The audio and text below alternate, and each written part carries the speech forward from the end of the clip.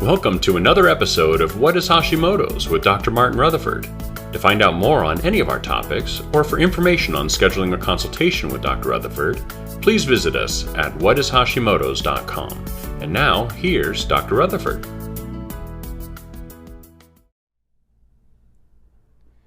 So today we're going to talk about food sensitivities versus food allergies. And a lot of you out there are going like, well, yeah, I know all about food sensitivities and food allergies. I can't eat gluten, I can't eat milk.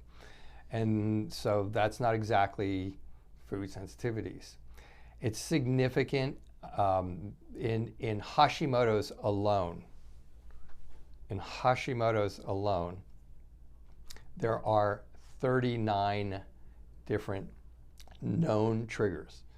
And that's what we know today. Next year, maybe we're going to know even more. I have no idea, but 39's enough. And among the leaders are certain viral infections, not many, as you might think, but certain viral infections, certain bacterial infections. There's certain chemicals, not as many as maybe people might think, but when they're there, they're a big issue. Food sensitivities are significant.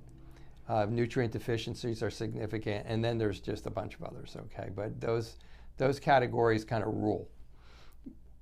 And within each of those categories, there's a lot of different ones. I think food sensitivities, I put them as the most important.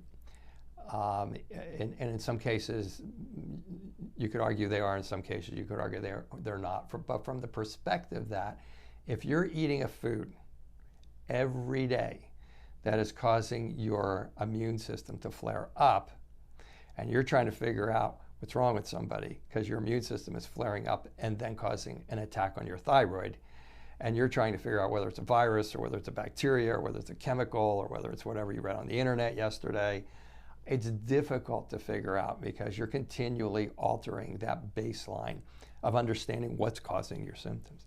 And food sensitivities, everybody comes in and they go, like, oh, yeah, I know what my food sensitivities are. I can't eat eggs. I can't eat gluten. Maybe I can't eat milk. Maybe I can't eat soy.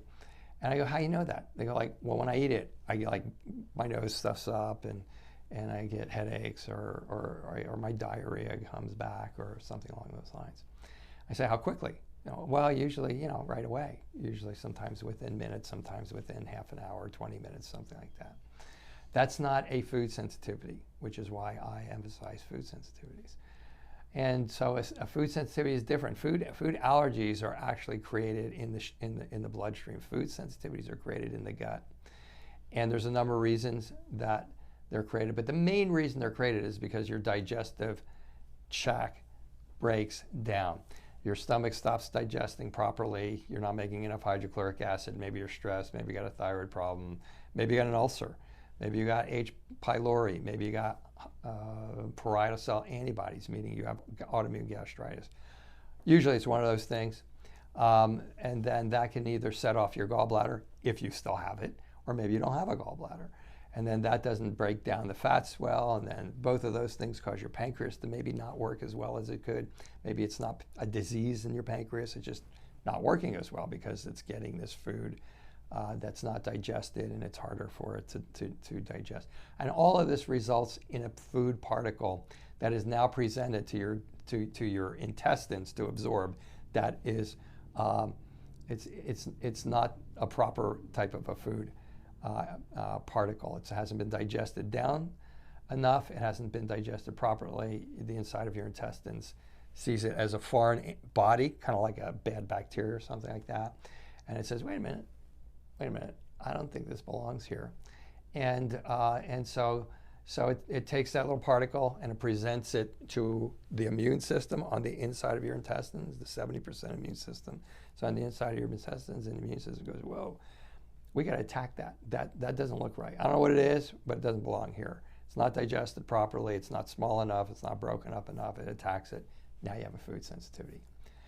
That takes a little while for that to occur. And so the hallmark of the food sensitivity is, let's say your classic Hashimoto symptom is I get heart palpitations for no reason at all. So you eat a food, maybe it's broccoli. You eat a food, it's not digested down properly, it goes through that whole chemical pathway that I just got done talking about. And the next thing you know, 3 days later, you start getting heart palpitations for no reason at all. Are you going to connect that to the broccoli that you ate for dinner on Monday night? 99% of the time the answer to that is no, until we talk about this. So food sensitivities are huge because those are the things we're missing. And to make it even more fun, okay, food sensitivities come and go. I mean, when we talk about making diet a baseline for our patient care, everybody goes, I already did the SIBO diet. I already did the autoimmune paleo diet.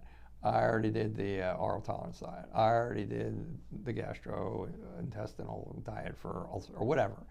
Because you've already done them now. You've come in here, you've already done them, and you're sitting here with all kinds of gut problems. And the answer is why. This is one of the answers why, because you're continually stimulating that system with a food sensitivity. So when I put food sensitivity testing maybe above parasite testing and chemical testing, these types of things, it's simply because you're not eating those chemicals every day. You may not be, if you're getting exposed to chemicals every day, maybe I look at that, but most are not. Most are not getting exposed to, like someone who is a hairdresser and is getting exposed to chemicals every day. And I know you're going to tell me there's stuff in the water and all that type of stuff, but we screen that out. So food testing. So to me, food testing is like top of the list, and you have to find a good test. Not easy to do. We parry back and forth between 2 or 3 tests, depending on how much the patient can afford to pay, and how much and how much data we actually already have, and how much data we actually need, and depending on that, we might use a test that's less expensive. But we're experienced at this. We have done years and years and years of allergy elimination diets, okay, to figure out people's food sensitivity, and we have them do a dietary. Daily dietary type of diary.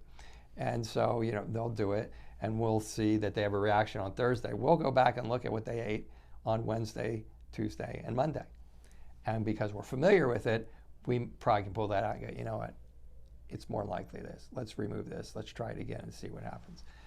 That's very tedious. It's very labor intensive. It's a way to do it. But if you're not familiar with the more common food sensitivities, you're going to miss them. You just are. I know that from experience. Not to be insulting. It's just hard. It's hard for us, and we do this every day, all day long. So that's food sensitivities versus food allergies. Why they're important. They set the baseline. And I'm going to tell you, the food sensitivities, the next word out of the person's mouth is, I eat those all the time. That's the point. And then you stop eating them. You start eating a bunch of other foods. And the next thing you know, if you haven't healed your leaky gut yet, the next thing you know, you've got new food sensitivities that you're not aware of. So that's a whole nother animal. But the fact that food sensitivities change over a period of time, they can change over a period of 3 months, 6 months. That's a significant part of the management of the inflammatory response against Hashimoto's. So most people aren't aware of how frequently to test for food sensitivities or how frequently to do a rotation diet and all those types of things. So the diet is critical, and frankly, beyond taking away gluten or milk or eggs or stuff, or doing the autoimmune paleo diet and not having it work. Most people have a difficult time figuring out what the proper diet would be. Food sensitivities are one of the biggest reasons. So I think it covers the high points, the Cliff Notes high points of food sensitivities and why they're important, and why we do them on pretty much every patient that comes in here, as long as they can afford to do them. And if they can't, we do an allergy elimination diet. But we do not move on until we're sure that we're getting a grip on the food sensitivities. All right, so that's it for today. I think this is kind of some are bigger presentations than others. Some are more significant than others. Tag this on your more significant presentation than others. All right, talk to you again. Take care.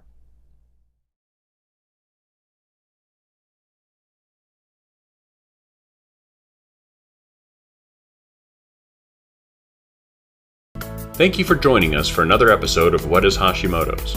To find out more on any of our topics, or for information on scheduling a consultation with Dr. Rutherford, please visit us at whatishashimotos.com.